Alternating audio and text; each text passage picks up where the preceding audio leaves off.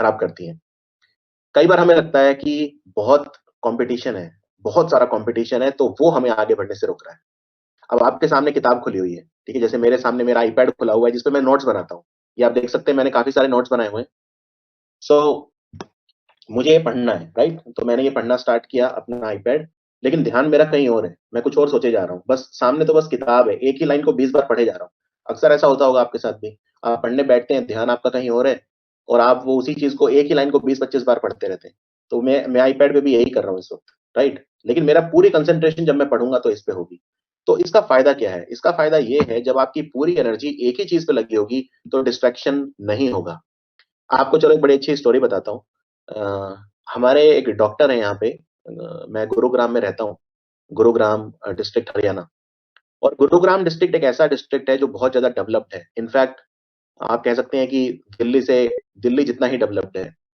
और दिल्ली में ही आता है, नेशनल कैपिटल रीजन में आता है। वैसे बाउंड्री जो है डिस्ट्रिक्ट है वो हरियाणा में आता है।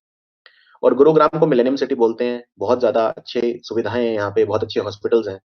सो मैंने एक डॉक्टर को ऑब्जर्व किया। मैंने देखा कि वो जो डॉक्टर हैं उनके यहाँ हमेशा पेशेंट्स की लाइन लगी रहती है। हमेशा आप सुबह जाओ 6 बजे, शाम को जाओ 6 बजे, हमेशा लाइन लगी रहती है पेशेंट की। डॉक्टर 9 बजे आते हैं, 6 बजे लाइन लगनी स्टार्ट हो जाती है सुबह। और वो जो डॉक्टर हैं वो एक ऐसी लोकेशन पे हैं जहाँ उनके चारों तरफ बड़े-बड़े हॉस्पिटल हैं। इधर कोलंबिया एशिया, इधर फोर्टिस, पीछे आर्टेमिस, सामने कोई और, मतलब बड़े-बड़े हॉस्पिटल्स। लेकिन वो जो डॉक्टर हैं उनके यहाँ लाइन नहीं टूटती है और वो अकेले एक छोटे से क्लिनिक में वो चला रहे हैं अपना क्लिनिक, राइट? तो एक दिन पूछा उनसे किसी ने कि आप, ये कंपटीशन इतना बड़ा है, आप इससे प्रभावित नहीं होते? आपके चारों तरफ इतने बड़े-बड़े हॉस्पिटल, मतलब बड़े-बड़े 5 स्टार हॉस्पिटल जिन्हें बोलते हैं। आप कभी फोर्टिस में गए हों या आर्टेमिस में गए हों, मेदांता यहाँ बहुत बड़ा हॉस्पिटल है गुरुग्राम में। लेकिन उन डॉक्टर की सेहत पे कोई फ़र्क नहीं पड़ता। तो उनसे जब पूछा कि आप क्या कॉम्पिटिशन से प्रभावित नहीं होते? क्या आपके पेशेंट्स ये हॉस्पिटल नहीं छीन लेते? क्या? बोले देखो, मुझे नहीं पता क्या कॉम्पिटिशन है, क्या नहीं। मेरा ध्यान बस एक चीज़ पे रहता है कि जो पेशेंट मेरे सामने आके बैठ रहा है, मैं उसको बेस्ट से बेस्ट दूँ, बेस्ट से बेस्ट दवाई दूँ, बेस्ट से बेस्ट उस पे ध्यान दूँ। अगर उस पेशेंट पे आधा घंटा भी मुझे स्पेंड करना है, तो मैं करूँ। मैं इस जल्दबाजी में नहीं रहता कि मैं 5 मिनट में फ़ारिग कर दूँगा इसको, तो मैं ज़्यादा पेशेंट देख लूँगा, ज़्यादा पैसा कमा लूँगा। मैं इस पेशेंट पे अपना पूरा टाइम देता हूँ, पूरी केस हिस्ट्री लेता हूँ, 25-30 मिनट लगाता हूँ, पूरा ये सैटिस्फाइड होता है, जाता है, अपने आप 50 लोगों को मेरे गुणगान गाता है और मेरे पास और पेशेंट्स आते हैं। और कोई भी कॉम्पिटिटर हो, बड़े से बड़ा हॉस्पिटल, वो मुझे टच भी नहीं कर पा रहा है, मेरा बिज़नेस प्रभाव करना तो दूर की बात। ये इससे एक बहुत बड़ी सीख हमें मिलती है। लेकिन हमारा ध्यान कहाँ रहता है? हमारा ध्यान हर वक़्त एक भय, एक एक फ़ियर हमारे अंदर रहता है कि कॉम्पिटिशन बहुत है। जैसे पता नहीं कोई हमारा निवाला हमसे छीन ले जाएगा। जैसे हम कोई खाना खा रहे हैं और हमारे हाथ से कोई रोटी खींच ले जाएगा, ऐसा नहीं होता है। कॉम्पिटिशन हमें तभी प्रभावित करेगा जब हम कॉम्पिटिशन को अपने दिमाग पे ओवर पावर करने देंगे। अगर नहीं, तो कॉम्पिटिशन तो कॉम इनफैक्ट मैं तो ये कहता हूँ, कॉम्पिटिशन एक अच्छी चीज़ है, कॉम्पिटिशन मेक्स एवरीवन बेटर।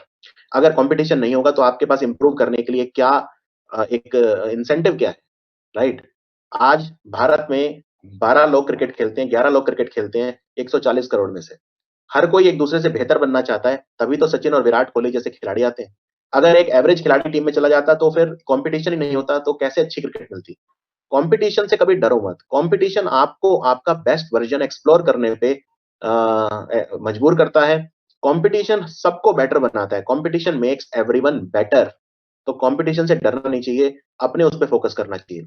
अब आपके सामने बुक खुली है, आपने एक चैप्टर पढ़ना है, तो उस चैप्टर पे पूरी एनर्जी दे दो। ठीक उसी तरह जिस तरह वो डॉक्टर अपने पेशेंट पे आधा घंटा लगा रहा है, आप डॉक्टर हो और आपका जो वो पेज है खुला हुआ, वो सामने पेशेंट है। उस पे पूरी एनर्जी दे दो, कोई फ़र्क नहीं पड़ेगा कितना कॉम्पिटिशन है, आप अपनी मंजिल डेफिनिटली पालोगे।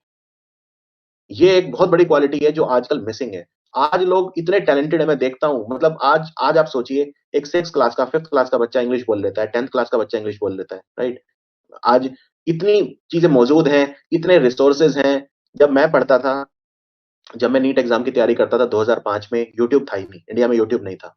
मैंने सुना नहीं था, एटलीस्ट हो सकता है हो, मैं टेक्निकल उनमें नहीं जाऊँगा कि किस साल वो लॉन्च हुआ और वो सब। जब मैं कैट की तैयारी कर रहा था 2012 में, यूट्यूब नहीं था। यूट्यूब था, मतलब उसपे एजुकेशन चैनल नहीं थे, 2-3 चैनल होते थे। आज तो आपके पास इतने रिसोर्सेज़ हैं, इतनी आपके पास, आप मतलब इतना, एक कहते हैं ना ओवरफ्लो, मतलब इतने रिसोर्सेज़ आपके पास हैं, तो ये एक बहुत पॉज़िटिव चीज़ है, राइट? नेगेटिव भी है उसमें कि ओवरफ्लो है, तो उस वजह से कहीं न कहीं आप ओवरवेल्म फील करते हैं। आपको लगता है कि आप उस एक जाल में फँस गए हैं मकड़ी की तरह, इतना इतना कंटेंट अवेलेबल है।